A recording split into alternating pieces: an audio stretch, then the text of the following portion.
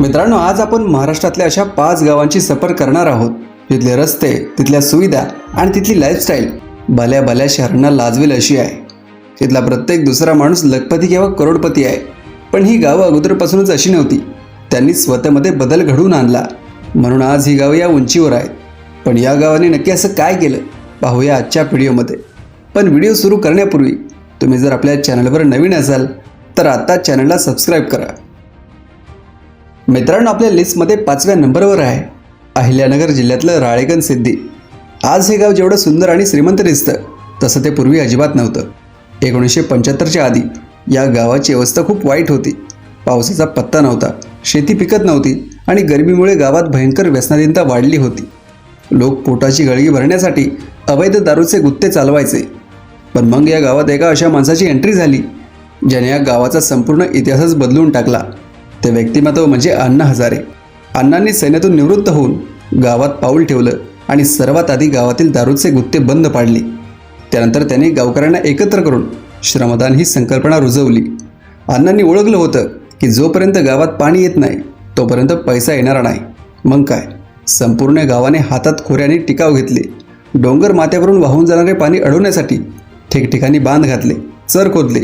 पाणी अडवा, पाणी जिरवा हा मंत्र त्यांनी असा काय राबवला की कधीकाळी पाण्यासाठी वनवन भटकणाऱ्या गावात आज बारमाही पाणी उपलब्ध असतं.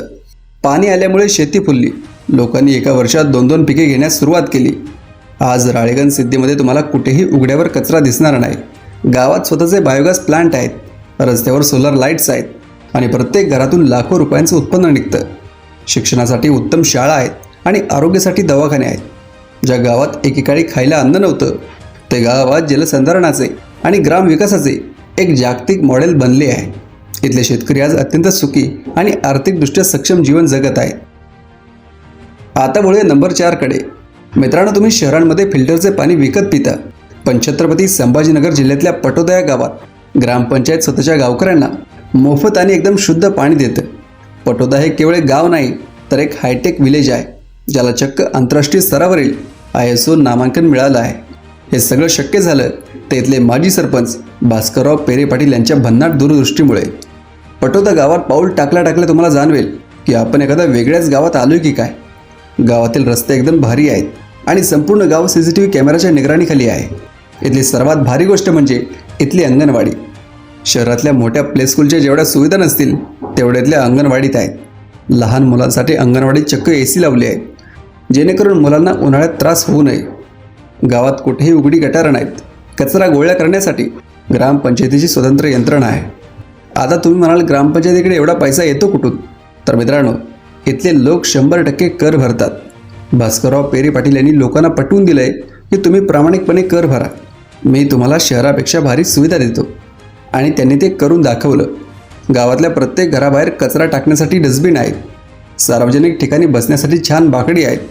इथले शेतकरी आधुनिक पद्धतीने शेती करतात आणि भरपूर उत्पन्न घेतात. प्रशासनाचा आणि नियोजनाचा उत्तम नमुना असलेलं हे गाव खऱ्या अर्थाने एक श्रीमंत आणि आदर्श गाव आहे. मित्रांनो, आता नंबर 3 वरचे गाव आहे त्याची स्टोरी ऐकून तुम्हाला समजेल की जर माणसाने ठरवलं तर तो मातीतूनही सोनं काढू शकतो. सोलापूर जिल्ह्यातला सांगोला तालुका म्हणजे महाराष्ट्रातला कायमस्वरूपी दुष्काळी पट्टा. इथे कधी धड पाऊस पडलाच नाही. पण याच सांगोला तालुक्यातल्या अजनाळे या गावाने असा काय चमत्कार केलाय की आज संपूर्ण महाराष्ट्र यांच्याकडे तोंडात बोटे घालून बघतो. अजनाळे हे गाव आज डाळिंबाचे आगार म्हणून ओळखले जाते. इथल्या शेतकऱ्यांनी रडत बसण्यापेक्षा परिस्थितीशी 2 हात करायचं ठरवलं. पाण्याची कमतरता असल्याने त्यांनी अशी पिकं घेणं सोडून दिलं ज्याला खूप पाणी लागतं. त्याऐवजी त्यांनी डाळिंबाची शेती सुरू केली आणि पाण्याचा प्रत्येक थेंब वाचवण्यासाठी त्यांनी ठिबक सिंचनचा वापर केला. सुरुवातीला अनेकांनी त्यांना वेड्यात काढलं, पण जेव्हा डाळिंबाच्या बागा फळांनी लगडल्या तेव्हा बघणाऱ्यांचे डोळे विस्पारले. अजनाळे गावातल्या डाळिंबाची क्वालिटी एकदम भारी असते. आज इथला माल थेट परदेशात एक्सपोर्ट होतो. युरोप, आखाती देश आणि अमेरिकेतही इथल्या डाळिंबाला प्रचंड मागणी आहे. इथला साधा वाटणारा शेतकरी वर्षाला लाखो करोड रुपयांची उलाढाल करतो. योग्य नियोजन, आधुनिक तंत्रज्ञान आणि प्रचंड कष्ट अजनाळे या गावाने दुष्काळावर मात करून स्वतःला महाराष्ट्रातील सर्वात श्रीमंत गावांच्या यादीत मानाच्या स्थानावर बसवलं आहे. लिस्टमध्ये 2 नंबरवर आहे नाशिक जिल्ह्यातलं पिंपळगाव बसवंत. मित्रांनो, जर तुम्हाला कमर्शियल आणि आधुनिक शेतीचं सर्वात भारी उदाहरण पाहायचं असेल तर या गावाला एकदा नक्की भेट द्या. पिंपळगाव बसवत हे आता एक फक्त गाव राहिलं नाही, तर ती एक प्रचंड मोठी कृषी औद्योगिक बाजारपेठ बनली आहे. हे गाव मुख्यत्वे द्राक्षे आणि टोमॅटोच्या उत्पादनासाठी संपूर्ण भारतातच नाही तर जगात प्रसिद्ध आहे. इथले शेतकरी आपल्या बागांमध्ये जागतिक दर्जाचं तंत्रज्ञान वापरतात. अगदी मातीची तपासणी करण्यापासून ते फळांच्या पॅकेजिंगपर्यंत सगळीकडे प्रोफेशनलिझम दिसतो. पिंपळगावची द्राक्षे युरोपियन देशांमध्ये खूप लोकप्रिय आहेत आणि जेव्हा इथला माल एक्सपोर्ट होतो तेव्हा इथल्या शेतकऱ्यांच्या खात्यावर डॉलर आणि युरोमध्ये पैसे जमा होतात. पिंपळगाव बसवांची कृषी उत्पन्न बाजार समिती ही आशिया खंडातील सर्वात मोठ्या आणि श्रीमंत बाजार समित्यांपैकी एक मानली जाते. दररोज इथून शेकडो ट्रक माल देशभरात आणि विदेशात जातो. इथल्या शेतकऱ्यांची लाईफस्टाईल बघितली तर तुम्ही थक्क व्हाल. इथल्या लोकांकडे महागड्या गाड्या, मोठे बंगले आणि शेतीसाठी अत्याधुनिक मशीन्स आहेत. इथले शेतकरी शेतीत नवनवीन प्रयोग करायला अजिबात घाबरत नाहीत आणि म्हणूनच पिंपळगाव बसवत हे महाराष्ट्रातील सर्वात सधन आणि श्रीमंत गावांपैकी एक आहे. आणि आता फायनली नंबर 1चं गाव, ज्या गावाची तुम्ही आतुरतेने वाट पाहत होतात.